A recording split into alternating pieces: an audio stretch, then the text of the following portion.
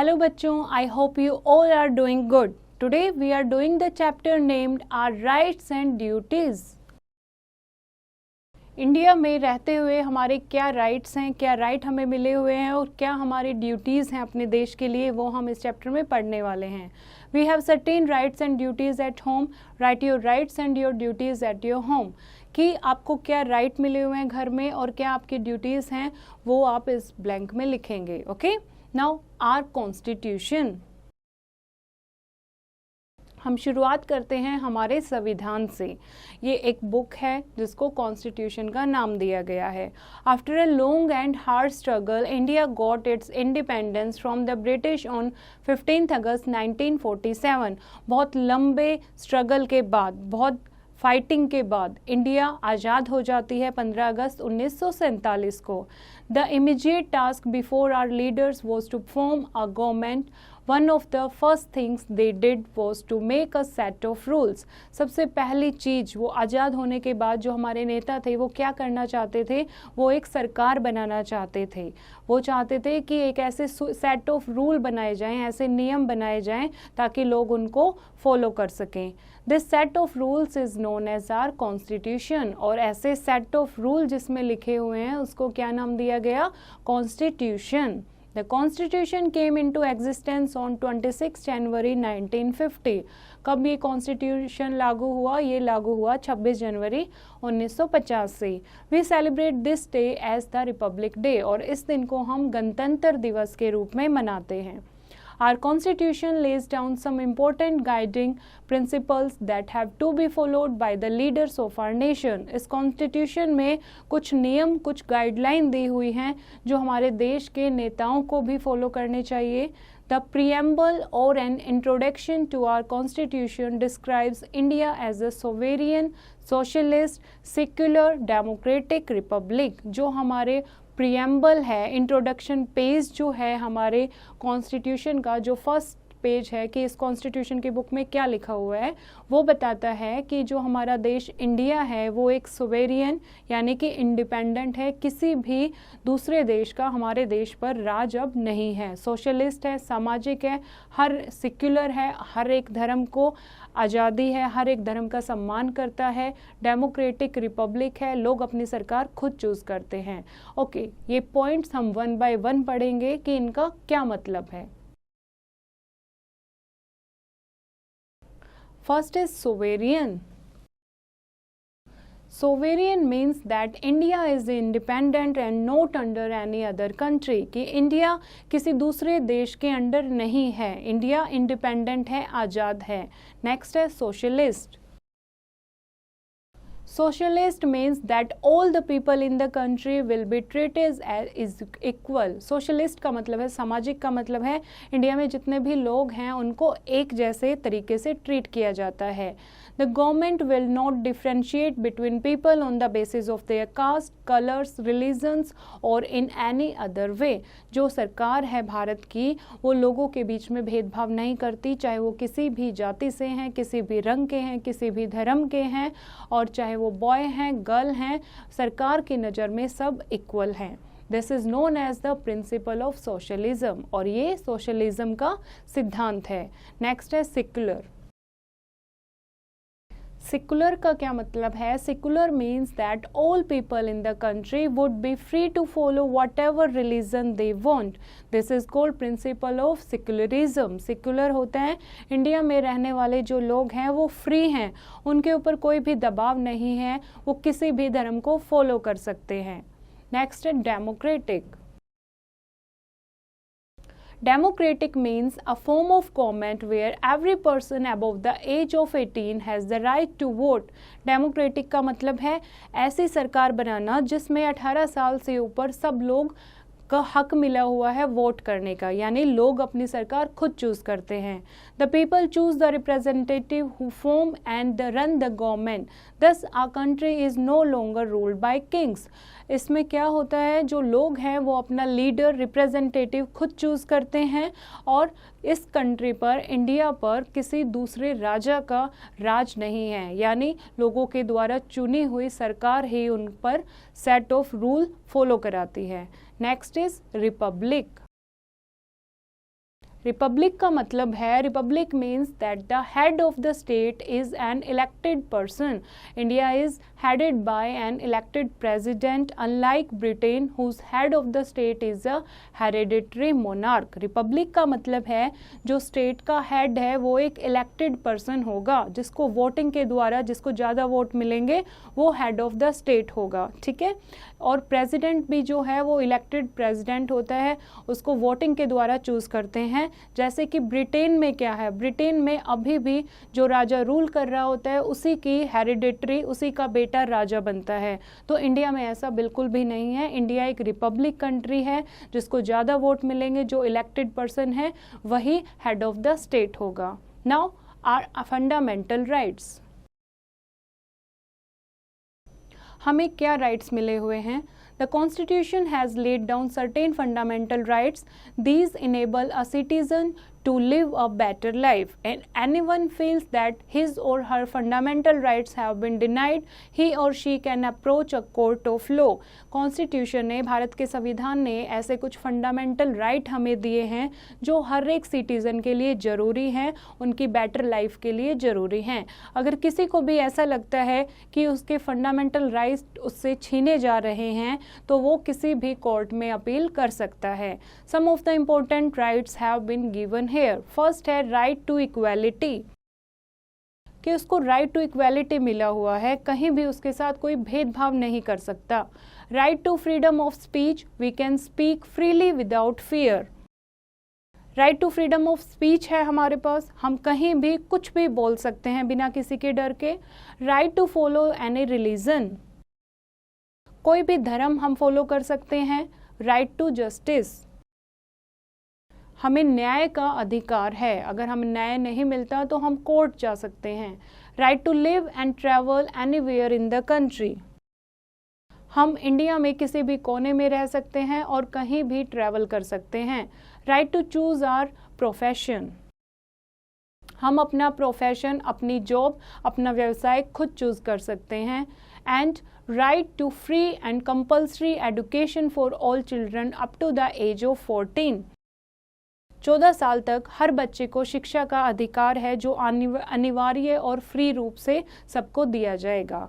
However, these rights are not absolute and the government may take certain measures like reserving jobs or seats in colleges for the backward and poorer section of the society for their upliftment. However, जबकि जो भी ये rights हैं ये पूरे absolute नहीं हैं. Government ने कुछ चेंजेस किए हैं, मॉडिफाई किए हैं, जैसे कि जॉब्स में या कॉलेजेस में बैकवर्ड क्लास के लिए, गरीब लोगों के लिए कुछ सीट फिक्स की हुई है, कुछ सीट रिजर्व की हुई है ताकि वो भी अपलिफ्ट हो सके. नेक्स्ट है आर ड्यूटीज़. ये तो है सरकार ने हमें क्या अधिकार दिए हुए हैं. अब हमारी सरकार के प्रति क्या ड्यूटीज़ हैं. As citizen of India some of our important duties have been given here. First, we must follow the rules laid down by the constitution.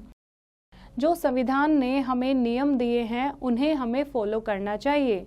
We must honour the national flag and national anthem, हमें अपने national flag की और national anthem की respect करनी चाहिए.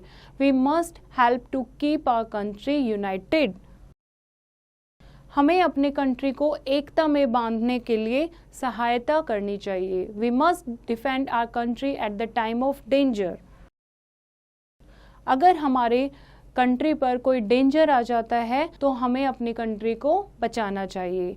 We must defend our country at the time of danger, हमें अगर हमारी कंट्री पर कोई खतरा आ जाता है तो हमें अपने कंट्री को बचाना होगा.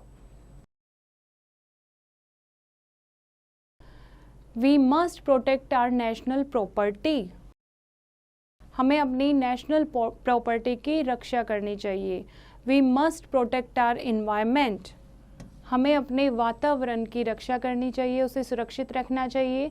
We must treat all Indians as equal, सभी भारतीय लोगों को हमें इक्वली बराबर ट्रीट करना चाहिए. Okay, now come to the fact file.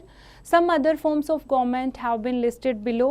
कुछ जैसे कि हमारी कंट्री में डेमोक्रेटिक गवर्नमेंट है तो कुछ अलग टाइप की गवर्नमेंट भी होती हैं, जैसे कि मोनार्की। मोनार्की क्या होता है? The state is ruled by a king और a queen. Monarchy is hereditary, that is when the monarch dies his or her child becomes the new ruler. In some monarchies, the monarch has full power. In other, there is a democratic government and the king or the queen does not have absolute power. Monarchy क्या होता है? monarchy में होता है राजा या रानी उस state पर rule कर रही होती है और ये हेरिडिटरी है।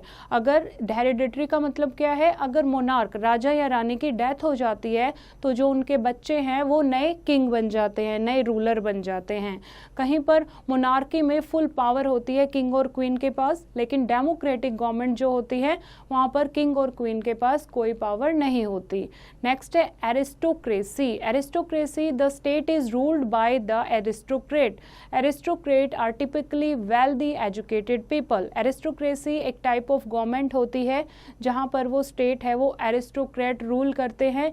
एरिस्टोक्रेट कौन होता है? एक अमीर पढ़ा लिखा आदमी होता है। ओके, नेक्स्ट है कम्युनिज्म। कम्युनिज्म क्या होता है बच्चे? All property is owned by the government. सारी प्रॉपर्टी गवर्नमेंट के अंडर आती है।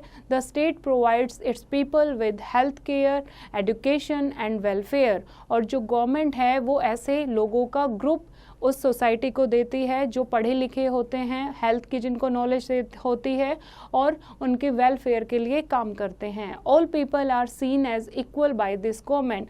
और सब लोग उनकी नज़र में, गवर्नमेंट की नज़र में इक्वल होते हैं। नेक्स्ट है डिक्टेटरशिप। डिक्टेटरशिप क्या होती है? The state is ruled by a single leader who has absolute power.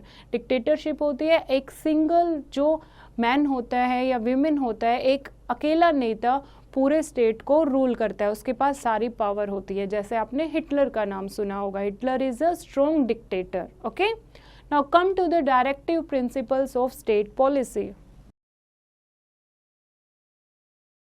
Our constitution includes certain guidelines by the government to follow for the welfare of the people. Some of them have been below. हमारे संविधान ने लोगों को ऐसे कुछ guideline दी हैं जो हमें फॉलो करनी चाहिए हमारी भलाई के लिए। वो गाइडलाइंस हैं जैसे कि to provide proper living conditions for all citizens. जितने भी स्टेट में जो लोग रहते हैं उनको अच्छे से रहने के लिए जगह देना ये गवर्नमेंट का काम है। To provide work for everyone, हर एक को काम देना। To ensure that some people do not become rich by exploiting other. ये ध्यान में रखना गवर्नमेंट का काम है कि कुछ लोग दूसरों को एक्सप्लॉइट ना करें, उन्हें मिसयूज़ ना करें और खुद रिच बन जाएं और उनको उनके काम का पैसा भी ना दें। To improve the conditions of the weaker section of society such as those belonging to the scheduled caste and the scheduled tribe. ऐसे लोगों की कंडीशन को इम्प्रूव करना जो वीकर सेक्शन से बिलोंग करते हैं, जो पुअर हैं या फिर जो शेड्यूल कास्ट और शेड्यूल ट्राइब से बिलोंग करते हैं। Now come to the election commission. Election Commission. The Election Commission is an independent body. It is not a part of our government or any political party. Its prime duty is to conduct elections in India. It plans, fixes dates and conducts elections. It ensures free, fair and impartial elections. Election commission क्या होता है? Election commission एक independent body होती है, कोई भी government का उस पर कोई भी दबाव नहीं होता और उनका काम, ना ही वो गवर्नमेंट का एक हिस्सा होती हैं, ना ही किसी पॉलिटिकल पार्टी का हिस्सा होती हैं। उनकी फर्स्ट ड्यूटी है कि इलेक्शंस को इंडिया में अच्छे से ऑर्गेनाइज करना, प्लान करना, कब इलेक्शन होने चाहिए, कौन सी डेट को इलेक्शन होने चाहिए और इलेक्शंस को अच्छे तरीके से कंडक्ट कराना।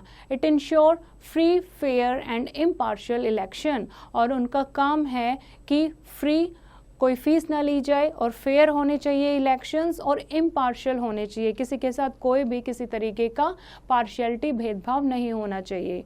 A voter is provided with an identity card, the voters ID card which he has to carry when he goes to the polling booths to vote. एक वोटर क्या होता है? जो वोट करता है। वोटर के पास एक आइडेंटिटी, पहचान पत्र होना चाहिए, वोटर ID कार्ड। जब वो पोलिंग बूथ पर वोट डालने जाता है तो उसे अपना अपना पहचान पत्र अपने साथ ले जाना चाहिए।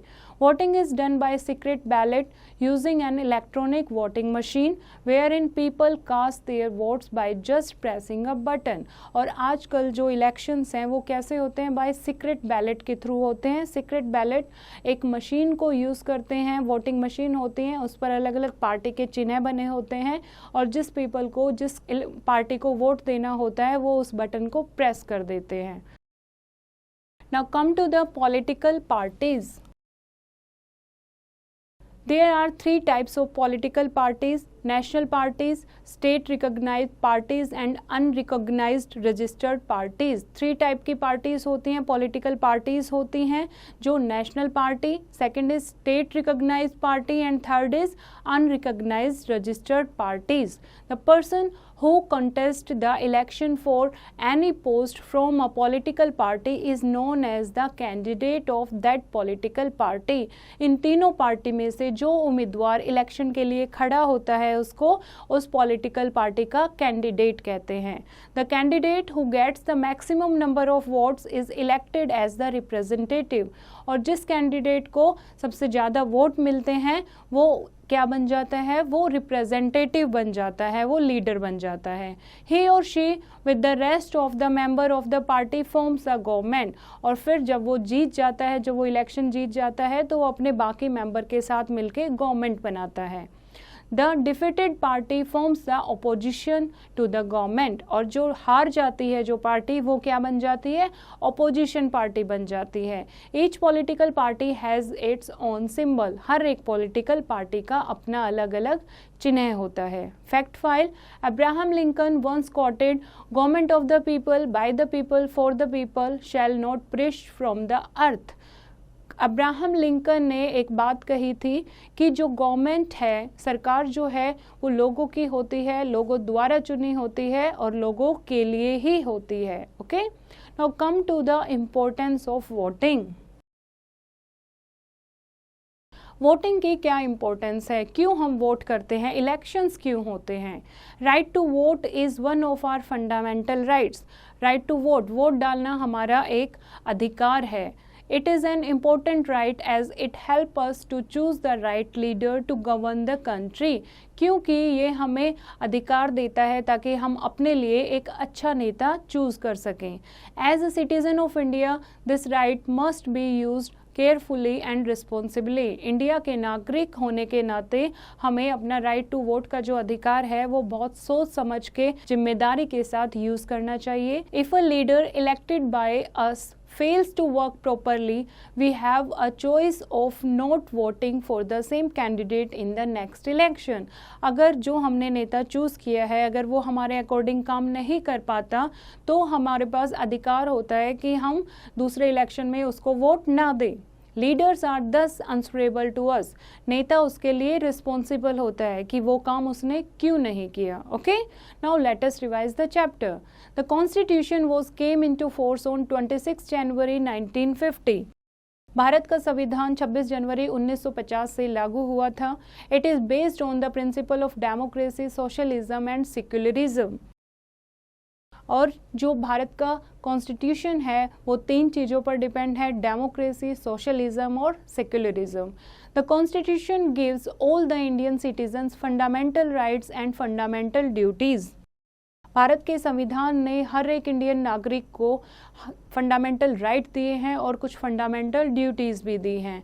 Directive principles are the guidelines for the state government to function better for the welfare of the people.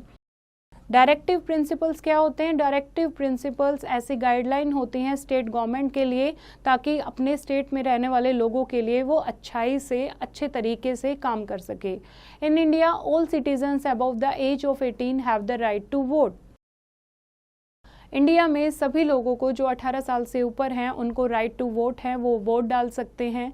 Election commission is an independent body which conducts elections in India. Election commission एक independent body है, किसी भी government किसी भी political party से belong नहीं करती।